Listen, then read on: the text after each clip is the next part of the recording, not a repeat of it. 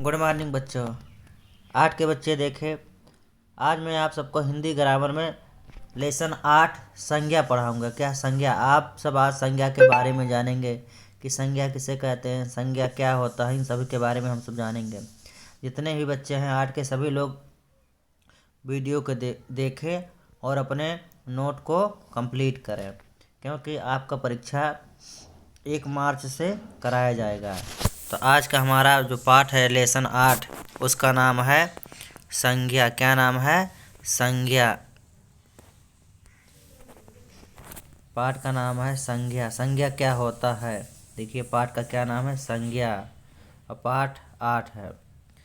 यहाँ दिया है नाउन। क्या नाउन? नाउन माने क्या होता है? संज्ञा। संज्ञा किसे कहते हैं?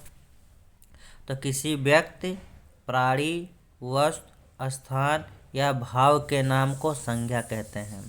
किसी व्यक्ति, प्राणी, वस्तु, स्थान या भाव के नाम को संज्ञा कहते हैं। फिर नीचे दिया है संज्ञा के भेद, काइंड्स ऑफ नाउन। संज्ञा के भेद, संज्ञा के कितने भेद होते हैं? चलो देखो। संज्ञा के 3 भेद होते हैं। संज्ञा के कितने भेद होते हैं? 3 भेद। पहला कौन है? व्यक्तिवाचक संज्ञा। संज्ञा के कितने भेद हैं? 3। पहला क्या है आपका? व्यक्तिवाचक संज्ञा। व्यक्तिवाचक संज्ञा किसे कहते हैं? देखो, जो संज्ञा शब्द किसी विशेष व्यक्ति, वस्तु, स्थान का बोध कराते हैं उन्हें व्यक्तिवाचक संज्ञा कहते हैं। जो संज्ञा शब्द किसी विशेष व्यक्ति, वस्तु या स्थान का बोध कराते हैं उन्हें व्यक्तिवाचक संज्ञा कहते हैं। जैसे विशेष व्यक्ति, जैसे महात्मा गांधी एक व्यक्ति का नाम है, अनिल एक व्यक्ति का नाम है, अभिषेक एक व्यक्ति का नाम है, सुमन एक लड़की का नाम है। विशेष वस्तु जैसे इंडिया गेट, स्वर्ण मंदिर, कुतुब मीनार, अक्षरधाम आदि सभी क्या है? विशेष वस्तुएं हैं।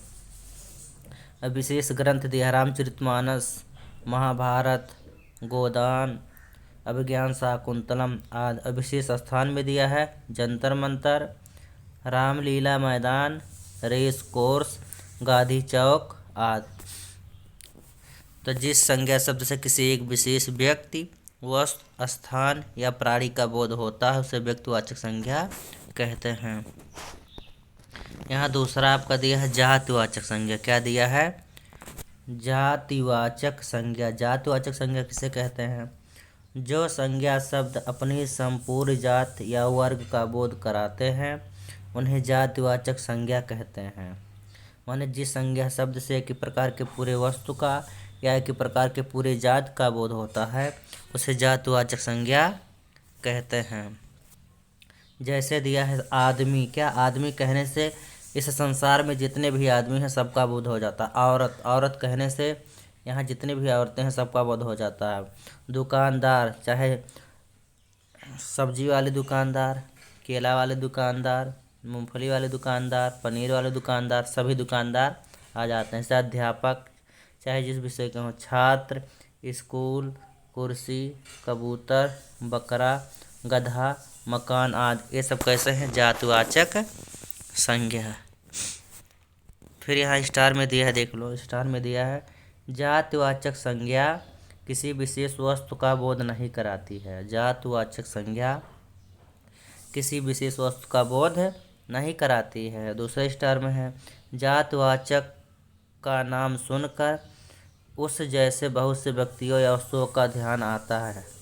जातिवाचक का नाम सुनकर उसके जैसे सभी व्यक्तियों या वस्तुओं का ध्यान, ऐसे कुर्सी, कुर्सी लकड़ी का कुर्सी, प्लास्टिक का कुर्सी, छोटा कुर्सी, बड़ा कुर्सी, औरत, आदमी, हमारे पूरे संसार के आदमी। तीसरा आपका है भाववाचक संज्ञा। क्या है? तीसरा है भाववाचक संज्ञा। ये क्या होता है? जो संज्ञा शब्द किसी गुण, दोष, स्वभाव या अवस्था का बोध कराते हैं उन्हें भाववाचक संज्ञा कहते हैं। जो संज्ञा शब्द किसी गुण, दोष, स्वभाव या अवस्था का बोध कराते हैं उन्हें भाववाचक संज्ञा कहते हैं। जैसे गुण में दिया है सत्य, दया, प्रेम, स्नेह, सहानुभूति, साहस, वीरता, परोपकार, सुगंध, ईमानदारी, अच्छाई आदि, ये सब क्या है? गुण है। अगला है दोष। क्या है दोष में? क्या दिया? असत्य बोलना, बुराई करना, नीचता, गिरावट, झूठ, मक्कारी, चोरी, बेईमानी। यहाँ अवस्था में दिया है आपका बुढ़ापा, जवानी, बचपन, यौन, स्वास्थ्य, बीमारी आदि, सब क्या है? अवस्था है। स्टार में दिया है, देख लीजिए स्टार में दिया है। पहले स्टार में दिया है भाववाचक संज्ञा मन का भाव होती है। मन में जो भावनाएं उठती हैं उसी को भाववाचक, जैसे रोना, हंसना, दया करना, प्रेम करना, ये सब कहाँ हमारे भाव अंदर से मन के अंदर से उत्पन्न होता है, इसलिए भाववाचक संज्ञा मन का भाव होता है। दूसरे स्टार में दिया है भाववाचक संज्ञा का कोई आकार या रूप नहीं होता है।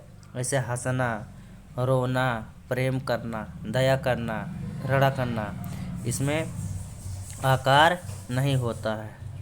तीसरा है भाववाचक संज्ञा को ना तो देखा और ना ही छुआ जा सकता है, इसे केवल अनुभव किया जा सकता है। क्या? इसे केवल अनुभव किया जा सकता है। और लास्ट स्टार में आपका दिया है भाववाचक संज्ञा को गिना नहीं जा सकता। भाववाचक संज्ञा को गिना नहीं जा सकता। फिर यहाँ दिया है संज्ञा के अन्य भेद। संज्ञा के अन्य भेद। संज्ञा के अन्य भेद कौन कौन से होते हैं देख लीजिए।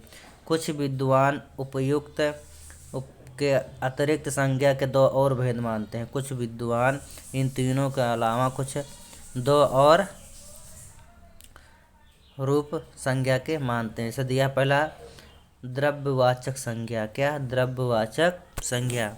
जो संज्ञा शब्द किसी द्रव्य या पदार्थ का बोध कराते हैं। जो संज्ञा शब्द किसी द्रव्य या पदार्थ का बोध कराते हैं उन्हें द्रव्यवाचक संज्ञा कहते हैं। कैसे?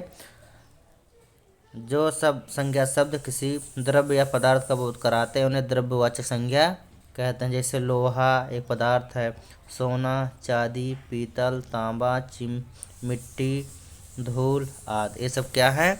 पदार्थवाचक संज्ञा। दूसरा है समूहवाचक संज्ञा। दूसरा रूप क्या है? समूहवाचक संज्ञा। जो संज्ञा शब्द अनेक व्यक्तियों, प्राणियों के समूह का बोध कराते हैं। जो संज्ञा शब्द अनेक व्यक्तियों या प्राणियों के समूह का बोध कराते हैं उन्हें समूहवाचक संज्ञा कहते हैं। उन्हें समूहवाचक संज्ञा कहते हैं। जैसे कक्षा में बहुत सारे बच्चे होते हैं। भीड़, सभा, जनता, सेना, पुलिस, परिवार आदि, ये सब कैसे संज्ञा का कौन सा रूप है? समूहवाचक संज्ञा है।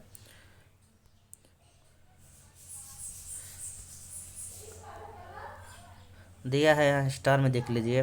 द्रव्यवाचक संज्ञा और समूहवाचक संज्ञा की गणना जातिवाचक संज्ञा के अंतर्गत ही होती है।